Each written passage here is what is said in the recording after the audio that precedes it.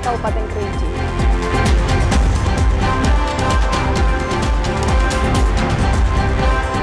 Badan Pusat Statistik mencatat nilai ekspor impor di Provinsi Jambi mengalami kenaikan.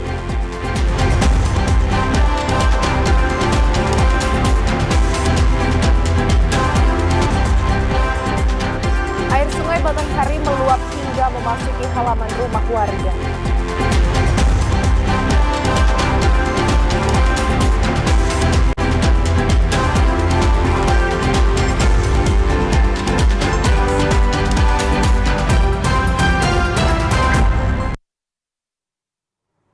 Assalamualaikum warahmatullahi wabarakatuh. Terima kasih saudara Anda masih setia menyaksikan Jambi hari ini edisi Rabu 4 Desember 2024. Ya, selain 3 berita utama tadi, tim redaksi kami juga telah menyiapkan sejumlah informasi penting dan menarik lainnya untuk Anda. Bersama saya Rahmadani Putri. Dan saya Cynthia Permana, inilah Jambi hari ini selengkapnya.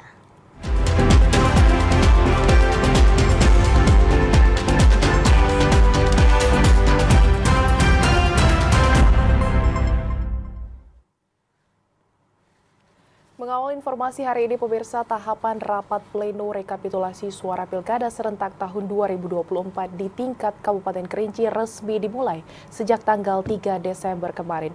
200 orang personil kepolisian diturunkan untuk mengamankan jalannya tahapan tersebut. Tahapan rapat pleno rekapitulasi suara pilkada serentak 2024 tingkat Kabupaten Kerinci resmi dimulai sejak tanggal 3 Desember 2024. Pada tahapan ini, para anggota panitia pemilihan kecamatan diminta untuk memaparkan hasil rekapitulasi suara di tingkat kecamatan mereka masing-masing. Untuk memastikan kelancaran dan keamanan proses rekapitulasi di tingkat kabupaten, 200 personel kepolisian Polres Kerinci dan BKO Polda Jambi diterjunkan di berbagai titik strategis. Kapolres Kerinci AKBP Muhammad Mujib mengatakan, pengamanan dilakukan dengan sangat ketat untuk mengantisipasi potensi gangguan selama tahapan rapat pleno berlangsung. Selain di lokasi pleno, personel kepolisian juga melakukan pengamanan di jalur distribusi logistik pemilu dan memberikan pengawalan ketat terhadap dokumen penting terkait rekapitulasi suara. Rendra siapkan personel sebanyak 100 personel di tingkat pleno kabupaten di backup dan ataupun di BKO dari Polda Jambi, karena ini ada juga rekapitulasi ataupun pleno gubernur. Jadi ada BKO dari Polda Jambi sebanyak 91 orang, jadi sebanyak kurang lebih 200 personil untuk pengamanan pleno di Kabupaten Kerinci. Proses rekapitulasi suara tingkat kabupaten ini diperkirakan akan berlangsung selama 2 hari dan akan berakhir pada hari ini 4 Desember 2024.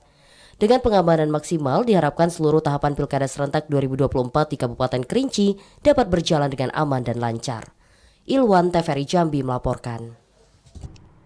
Proses pleno terbuka rekapitulasi hasil penghitungan suara pemilihan kepala daerah, bupati dan wakil bupati di tingkat KPU Muaro Jambi telah rampung. Hasilnya paslon nomor urut 4 unggul dengan perolehan suara 73.434. Komisi Pemilihan Umum Kabupaten Muaro Jambi merampungkan rapat pleno terbuka rekapitulasi hasil penghitungan suara pemilihan kepala daerah serentak 2024. Proses rapat pleno yang berlangsung selama 2 hari ini dilakukan secara bergilir per kecamatan dan setelah perolehan suara dibacakan. KPU memberikan kesempatan bagi saksi pasangan calon dan Bawaslu untuk melakukan pencermatan sebelum dilakukan penetapan. Hasil pleno rekapitulasi tersebut, paslon nomor urut 4 Bambang Bayu Suseno Junaidi Mahir unggul dengan perolehan suara 73.434 suara. Disusul pasangan calon nomor urut 2 Zuwanda Sawaludin 60.528 suara. Kemudian pasangan calon nomor urut 3 Mas Nabus Rozul Kifli memperoleh suara 50.055 dan pasangan calon nomor urut 1 Asnawi Rifai Supratno memperoleh 47.062 suara. Hari ini, tepatnya hari Selasa, tanggal 3 Desember tahun 2024, sudah rapat pleno tingkat kabupaten sudah rampung dan selesai. Sekarang lagi proses untuk rekapitulasi penandatanganan nantinya berita acara dan juga pencetakan SK. Hasil rapat pleno terbuka rekapitulasi hasil penghitungan suara untuk pemilihan Bupati dan Wakil Bupati Muaro Jambi 2024 telah rampung. Ketua dan jajaran komisioner KPU serta para saksi menandatangani berita acara dan sertifikat rekapitulasi hasil penghitungan perolehan dari setiap kecamatan dalam pemilihan Bupati dan Wakil Bupati tahun 2024. Azam Afnan, TVRI Jambi melaporkan. Saudara, akhirnya KPU Muaro Jambi merampungkan pleno rekapitulasi hasil penghitungan suara gubernur dan wakil gubernur pasangan Al-Haris dan Abdullah Sani unggul dengan perolehan 127.842 suara. Tidak hanya merampungkan rapat pleno terbuka rekapitulasi hasil penghitungan suara bagi calon bupati dan wakil bupati. Pada Selasa malam tadi, 3 Desember 2024, Komisi Pemilihan Umum Kabupaten Muaro Jambi juga telah merampungkan rekapitulasi hasil penghitungan suara untuk calon gubernur dan calon wakil gubernur Jambi. Hasil rekapitulasi pasangan calon nomor urut 2, Al-Haris Abdullah Sani unggul dengan memperoleh suara 127.842 suara. Kemudian pasangan calon nomor urut 1, Romi Haryanto Sudirman, memperoleh 88.892 suara. Komisioner KPU Divisi Hukum dan Pengawasan Supriyadi mengatakan, setelah pleno rekapitulasi hasil perolehan suara yang digelar di tingkat kabupaten, KPU daerah Muaro Jambi akan menyampaikan hasil rekapitulasi pemilihan gubernur dan wakil gubernur ke KPU Provinsi Jambi. Kami baru dapat informasi awal dari KPU Provinsi Jambi, ya, sesuai dengan tahapannya, insya Allah akan dilaksanakan pada tanggal 7 Desember tahun 2024. Tapi kami belum tahu pastinya kapan tanggal yang ditetapkan oleh KPU Provinsi Jambi. Ini masih menunggu undangan. Supriyadi menegaskan saat rapat pleno rekapitulasi hasil penghitungan suara, ada beberapa catatan yang disampaikan Bawaslu dan para saksi. Di antaranya tentang kekurangan dan kelebihan surat suara di TPS pada hari pemungutan 27 November 2024 lalu. Azam Afnan, TVRI Jambi melaporkan. Saudara, penjabat Bupati Sarolangun Bahri menghadiri rapat pleno terbuka rekapitulasi penghitungan suara pemilihan gubernur dan wakil gubernur Jambi serta bupati dan wakil bupati tingkat Kabupaten Sarolangun. KPU Sarolangun mulai melaksanakan rapat pleno terbuka rekapitulasi penghitungan suara pemilihan gubernur dan wakil gubernur Jambi serta bupati dan wakil bupati Sarolangun. Ketua KPUD Sarolangun Ahmad Mujadid mengatakan, kesuksesan pesta demokrasi berkat sinergitas dari seluruh panitia pemilihan yang menjalankan semua tahapan pilkada. Untuk itu, apresiasi diberikan kepada seluruh PPK hingga unit terkecilnya sebagai motor penggerak utama pelaksanaan pilkada. Apalagi badan ad hoc telah bekerja mulai dari pendataan pemilih, sosialisasi, serta distribusi logistik dengan segala tantangan dan dinamikanya. Ini hasil daripada koordinasi kita bersama. Dukungan daripada pemerintah daerah, Forkopimda, TNI Polri, yang mana hari ini saya melihat sendiri bahwasanya antusias dan kekompakan solidaritas kita bersama sehingga pelaksanaan pilkada serentak di Kabupaten Sarolangun tidak memiliki dinamika yang tinggi ataupun masalah yang krusial. Penjabat Bupati Sarolangun Bahri mengapresiasi kerja keras semua pihak yang terlibat dalam menyukseskan pilkada, mulai dari PPK, PPS, KPPS, hingga panitia pengawas pemilihan. Termasuk Linmas, saksi pasangan calon, unsur TNI, Polri, tokoh agama, dan tokoh masyarakat yang telah berkolaborasi dalam mensukseskan agenda nasional hingga tahapan rapat pleno. Walaupun ada persoalan dikit masalah cuaca, itu kan di luar kendali kita. Itu kan ya dari Allah Subhanahu wa Ta'ala. Tapi bisa dikendalikan, hanya memindahkan TPS saja. Ini semua ini bisa tertib, aman, terkendali, luar biasa. Kenapa? Sinergitas kita dengan Forkopimda luar biasa. Tahapan rapat pleno rekapitulasi penghitungan dan perolehan suara Pilkada Serentak 2024 dihadiri Kapolres Sarolangun AKBP Budi Prasetya, Wakil Ketua DPRD Sarolangun Cik Marleni, Pabung 0420 Sarko Mayor CHKD Di Afrizal, jajaran Komisioner Bawaslu, PPK, serta saksi pasangan calon. Edi Kusnadi, TVRI Jambi melaporkan. Saudara, tahapan rapat pleno rekapitulasi suara Pilkada Serentak tahun 2024 di tingkat Kabupaten Kerinci resmi dimulai sejak 3 Desember kemarin. Dan hingga saat ini tahapan rapat pleno berjalan aman dan lancar. Dan untuk mengetahui informasi selengkapnya kami telah terhubung dengan kontributor kami di Kabupaten Kerinci, Ilwan. Selamat sore, Ilwan.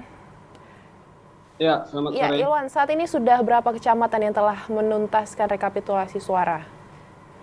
Baik, dari Kabupaten Kerinci dapat saya laporkan saat ini saya sedang berada di salah satu hotel yang ada di Kota Sungai Penuh di mana di sini merupakan tempat berlangsungnya tahapan pleno rekapitulasi suara di tingkat Kabupaten Kerinci untuk pemilihan Gubernur dan Wakil Gubernur Jambi, Bupati dan Wakil Bupati Kerinci pada Pilkada serentak tahun 2024. Rapat pleno rekapitulasi Pilkada serentak tahun 2024 tingkat Kabupaten Kerinci sudah dimulai sejak kemarin dan dilanjutkan pada pagi hari ini, yaitu menyisakan ada 7 kecamatan yang melaksanakan pada hari ini dan 11 kecamatan yang melaksanakan rapat pleno kemarin. Dan rapat ini juga diikuti, diawasi ketat oleh pihak Bawaslu dan disaksikan oleh para saksi pasangan calon bupati, baik gubernur maupun bupati dan wakil bupati Kerinci. Seluruh hasil penghitungan suara yang telah direkap di tingkat kecamatan dibawa ke sini kemudian diverifikasi kembali. Dan proses ini berjalan tertib, transparan, sesuai dengan prosedur yang telah ditetapkan dan hingga saat ini belum adanya laporan kendala yang berarti. Berdasarkan pantauan kami, proses rekapitulasi suara di tingkat Kabupaten Kerinci berjalan lancar dan para saksi serta Bawaslu juga aktif memberikan tanggapan mereka terkait hasil penghitungan suara di Kabupaten Kerinci. Berdasarkan pantauan kami, yang kami dapatkan bahwa saat ini seluruh kecamatan, yaitu yang berjumlah 18 kecamatan di Kabupaten Kerinci ini sudah melaksanakan rapat pleno rekapitulasi di tingkat kabupaten. Dan berdasarkan hasil rekapitulasi ini, jumlah perolehan untuk yang pertama itu adalah pemilihan gubernur dan wakil gubernur Jambi. Yang pertama, pasangan nomor urut 1, itu Romi dan Sudirman memperoleh suara sebanyak 62.408 suara sah. Kemudian pasangan nomor urut 2 yaitu Al-Haris dan Abdullah Sani memperoleh suara sebanyak 81.743 suara sah. Kemudian untuk pemilihan Bupati dan Wakil Bupati Kerinci, yaitu nomor urut 1, Darmadi dari Pus memperoleh suara sebanyak 27.658 suara sah. Kemudian nomor urut 2, Tafiani Kasim dan Ezi Kurniawan memperoleh suara sebanyak 19.812 suara sah. Dan pasangan nomor urut 3, yaitu pasangan Monadi dan Morrison memperoleh suara sebanyak 72.130 suara sah. Dan untuk pasangan calon bupati dan wakil bupati Kerinci nomor urut 4 yaitu Dery dan Aswanto memperoleh suara sebanyak 33.656 suara sah. Dengan demikian untuk pemilihan gubernur Jambi ini memang suara tertinggi adalah pasangan calon nomor urut 2. yakni dengan jumlah suara 81.743. Kemudian untuk pemilihan bupati dan wakil bupati Kerinci, ini memang suara terbanyak adalah pasangan calon nomor urut 3, yaitu Monadi dan Morrison, dengan jumlah suara 72.130. Selain itu, aparat keamanan dari kepolisian dan TNI juga turut mengawal jalannya rekapitulasi ini guna memastikan situasi tetap kondusif. Dukungan masyarakat yang terus menjaga suasana damai juga menjadi salah satu faktor keberhasilan dalam proses tahapan pleno rekapitulasi di tingkat Kabupaten Kerinci. Dan dapat kami informasikan bahwasanya besok, tepatnya tanggal 5 Desember, hasil rekapitulasi ini akan dikirimkan ke KPU Provinsi Jambi dan untuk tahapan selanjutnya untuk menghadapi tahapan selanjutnya. Dan proses ini juga sekaligus menjadi penentu akhir siapa yang akan memimpin Provinsi Jambi dan Kabupaten Kerinci untuk periode mendatang. Ya, Ilwan, sementara itu berapa banyak personel kepolisian yang diturunkan untuk pengamanan rapat pleno di Kabupaten Kerinci sendiri?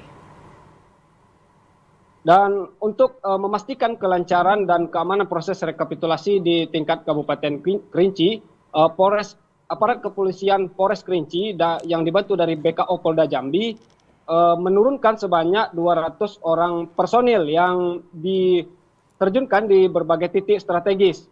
Dan pengamanan ini juga dilakukan dengan sangat ketat untuk menghindari hal-hal yang tidak diinginkan saat rapat pleno rekapitulasi tingkat kabupaten berlangsung. Ya, Ilwan, terakhir ditargetkan berapa lama tahapan rapat pleno rekapitulasi suara ini rampung, Ilwan?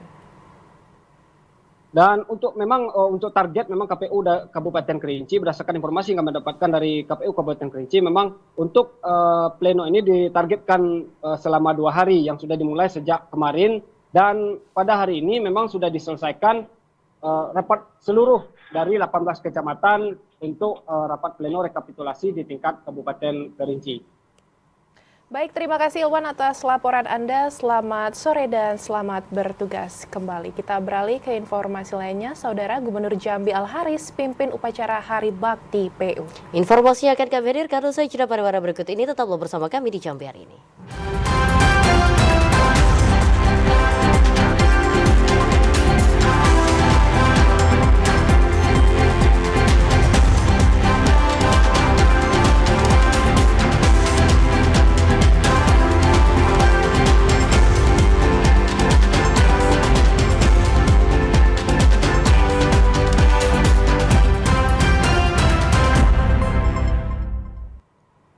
Saudara, Anda masih menyaksikan Jambi hari ini. Gubernur Jambi Al-Haris memimpin upacara peringatan Hari Bakti Pekerjaan Umum ke-79 tahun 2024 tingkat Provinsi Jambi yang diselenggarakan di kantor PU Provinsi Jambi. Mengangkat tema Bakti PU Sigap Membangun Negeri untuk Rakyat, Gubernur Jambi Al-Haris secara langsung memimpin upacara peringatan Hari Bakti Pekerjaan Umum ke-79 tahun 2024 tingkat Provinsi Jambi yang diselenggarakan di kantor PU. Al-Haris mengatakan peringatan Hari Bakti PU tahun ini sangat spesial untuk memaksimalkan pencapaian visi Presiden menuju Indonesia Emas 2045. Mewujudkan 2 misi dari 8 misi Astacita menjadi tugas dan fungsi utama dari Kementerian Pekerjaan Umum khususnya untuk memantapkan swasembada pangan dan melanjutkan pembangunan infrastruktur. Pembangunan infrastruktur yang masif harus terus diupayakan untuk mendukung peningkatan daya saing, baik dari bidang sumber daya air, bidang bina marga, serta bidang cipta karya. Pembangunan infrastruktur yang dilaksanakan secara sistematis dan terpadu menjadi bagian penting dalam percepatan pembangunan nasional dan daerah. Meningkatkan sinergisitas dan kolaborasi sangat diperlukan agar infrastruktur yang dibangun dapat selesai tepat waktu, tepat mutu, dan tepat manfaat bagi masyarakat. Momen kali ini berharap PU kembali ke marwahnya, kembali ke hitohnya, yaitu pelayan masyarakat di bidang infrastruktur. Artinya adalah kita ingin bahwa tidak ada persoalan ketika misalnya ada urgen di masyarakat, jangan ada istilah wah ini undangan pusat, wah ini kabupaten, tidak. Artinya perlu kebersamaan. Istilah Pak Prabowo itu sinergi. Nah, bagaimana kita bangun sinergi yang kuat, ya komponen dari mulai kabupaten kota, provinsi dengan pusat dan balai. Peringatan Hari Bakti PU ke-79 diharapkan menjadi momentum bagi seluruh keluarga besar Kementerian PU untuk terus meningkatkan nilai-nilai dan semangat dalam menjaga kekompakan, disiplin, pengabdian, dan sportivitas dalam bekerja. Randy Arta, TVRI Jambi melaporkan.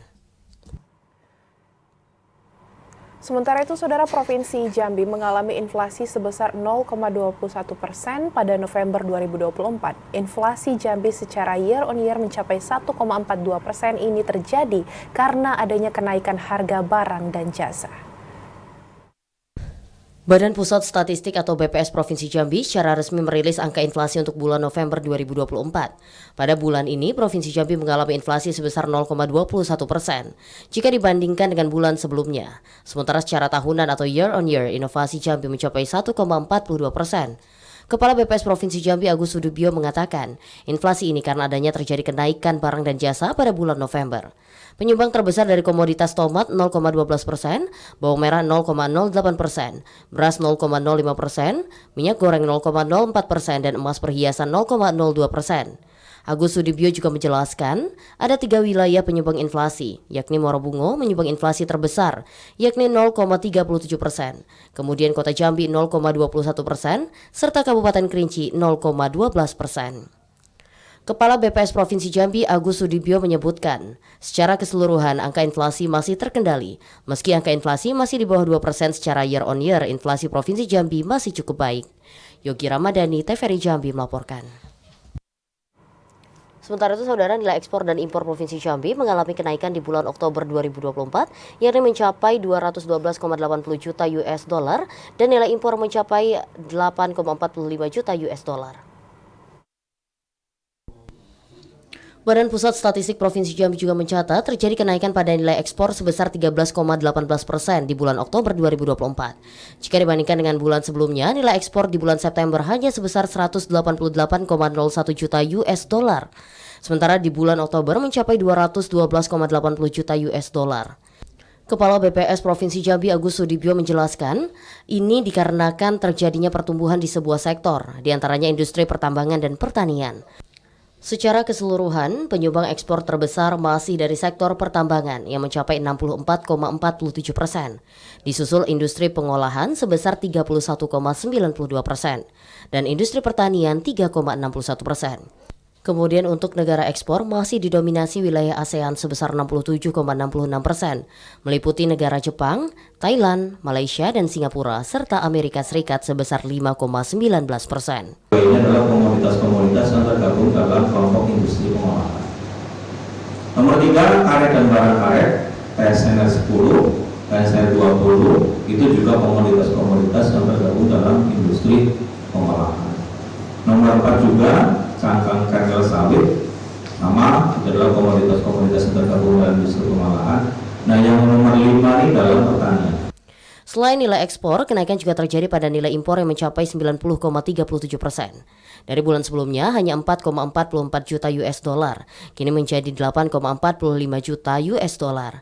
Hal ini terjadi karena bertambahnya impor yang dilakukan seperti buku, kayu, kapal laut, dan barang terapung, bahan bakar, mineral, lokomotif, bahan kimia, barang dari plastik, dan lainnya. Yogi Ramadhani, TVRI Jambi melaporkan.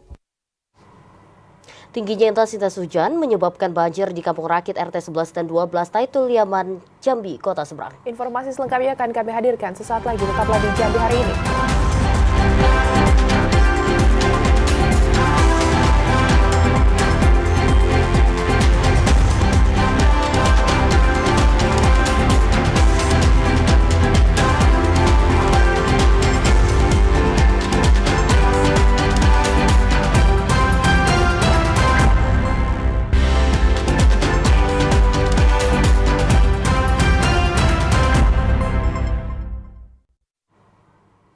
Terima kasih Anda masih setia menyaksikan Jambi hari ini. Ya, saudara, intensitas hujan yang cukup tinggi membuat debit air Sungai Batanghari meluap dan akibatnya sejumlah rumah masyarakat terdampak dan sulit melakukan aktivitas sehari-hari. Debit air Sungai Batanghari di Kota Jambi meningkat akibat intensitas hujan yang tinggi. Kondisi ini membuat air Sungai Batanghari meluap hingga memasuki halaman rumah warga di wilayah seberang Kota Jambi, Kelurahan Tanjung Pasir, Kecamatan Danau Teluk. Sejumlah rumah warga mulai terdampak banjir dan mengganggu aktivitas sehari-hari. Bahkan sebagian warga terpaksa menggunakan sampan untuk keluar rumah. Banjir di kawasan seberang Kota Jambi ini sudah terjadi sejak sepekan lalu. Diperkirakan air akan terus meningkat karena intensitas hujan yang semakin tinggi. 3 hari ya? 3 hari ya bang ya? Iya. Hujan lebat terus ya bang? Lebat. Oh, kalau sekarang ini kita biasanya aktivitas kita payah jadinya bang? Agak susah dikit. Yang kayak sayuran habis makan tanaman. Habis semua bang? Habis semua. Baju belum ada. Biasanya ada bang kalau banjirnya? Biasanya kalau banjir besar ada. Ada ya? Kalau ini baru 3 hari ya? Kalau ini baru 3 hari. Dari mana bang air ini bang? Airnya dari Batanghari. Sebagian besar warga yang terdampak banjir berharap adanya perhatian dari pemerintah Kota Jambi sehingga dapat meringankan beban mereka. Joko, TVRI Jambi melaporkan. Saudara, tingginya intensitas hujan yang mengguyur selama beberapa hari terakhir menyebabkan banjir di sejumlah wilayah. Salah satunya di Kampung Rakit RT 11 dan 12 Kelurahan Tahtul Yaman, Jambi, Kota Seberang. Ketinggian air mencapai sekitar 80 cm yang menyebabkan aktivitas warga menjadi terganggu. Meski sudah berlangsung selama 1 minggu, banjir yang melanda Kampung Rakit RT 11 dan 12 Kelurahan Tahtul Yaman belum menunjukkan tanda-tanda surut. Air setinggi 50 hingga 80 cm masih merendam pemukiman warga dan menutup akses jalan, sehingga menghambat anak-anak untuk pergi bersekolah. Seorang warga, Yulianti, mengatakan saat banjir melanda mereka terpaksa menggunakan perahu guna menunjang aktivitas sehari-hari. Di puncak musim penghujan saat ini diperkirakan intensitas hujan masih tinggi, sehingga potensi banjir masih akan terjadi. Kurang lebih seminggu lah, kurang lebih seminggu. Terus kayak mana Bu aktivitasnya Bu? Susahnya deh, bayarnya anak sekolah kalau gamannya Bu kayak mana? Oh sampai ke rumah deh, sampai ke sini naik, lepus palanya. Motor tak bisa masuk, jadi sini lah. Jadi dititipin di sini. Iya, pakai perahu ini kan. Ke perahu. Setiap rumah pasti ada perahu. Ada kalau yo udah ada payanian gitu. Sebagian besar warga berharap pemerintah dapat memberikan bantuan kepada warga yang terdampak banjir agar kebutuhan dasar seperti makanan, air bersih dan obat-obatan bisa terpenuhi. Aini, Septi, TVRI Jambi melaporkan. Saudara tetaplah bersama Jambi hari ini karena kami bahas akan kembali dengan sejumlah informasi penting dan menarik lainnya untuk Anda. Di antaranya budidaya pisang Cavendish menjadi peluang usaha baru di Kabupaten Tanjung Jabung Timur.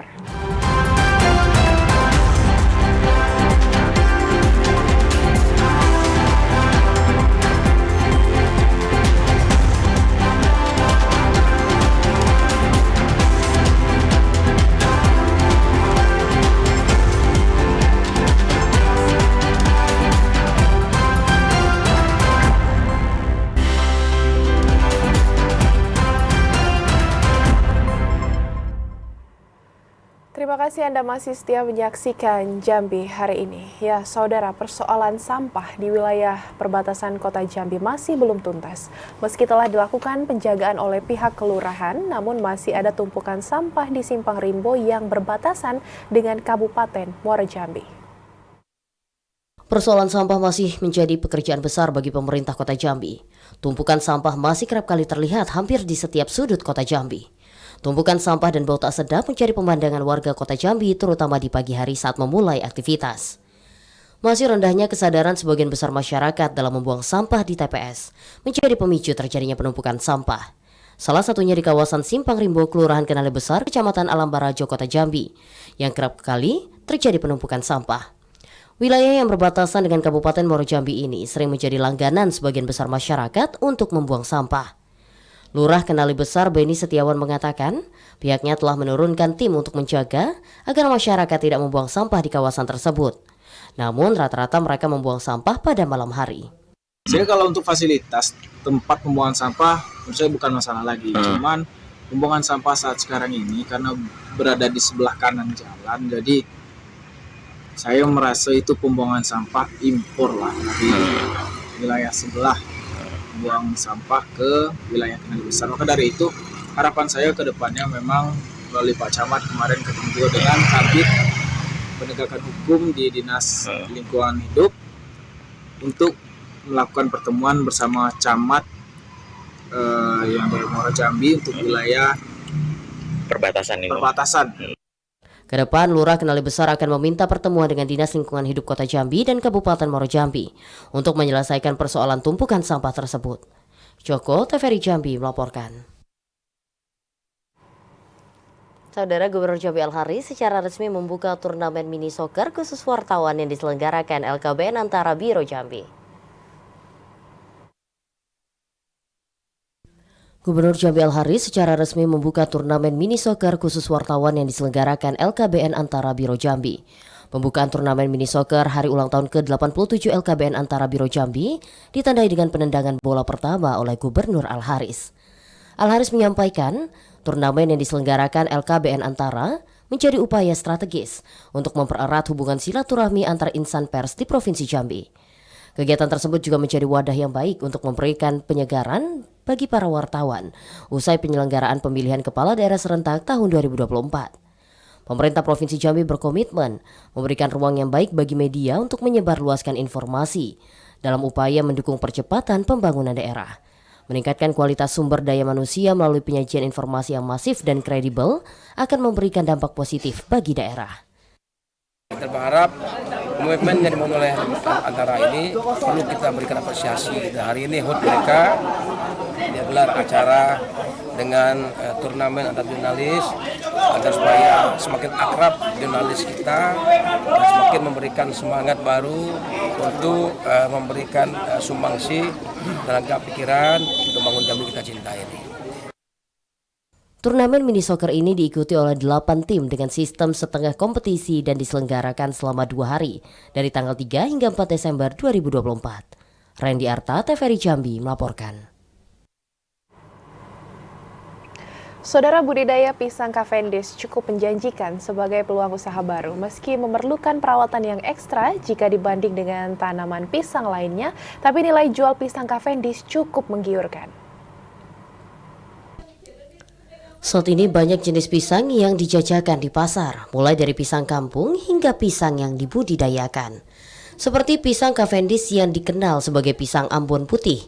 Pisang Cavendish termasuk salah satu komoditas buah tropis yang cukup populer di kalangan masyarakat.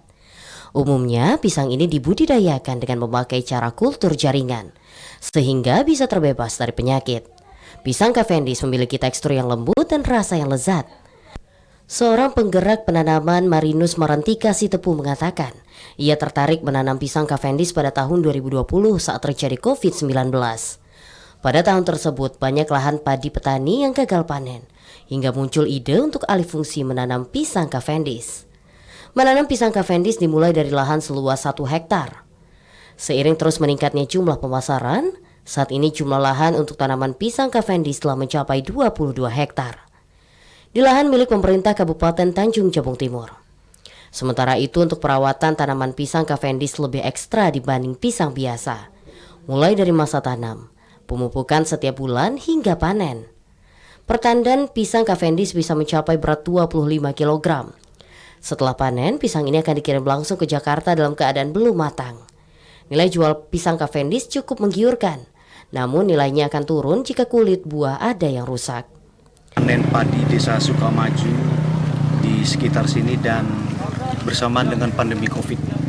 Jadi kami berinisiatif dengan berbudidaya pisang Cavendish karena kebetulan kami menemukan pasarnya, hilirisasinya yang sudah siap menampung.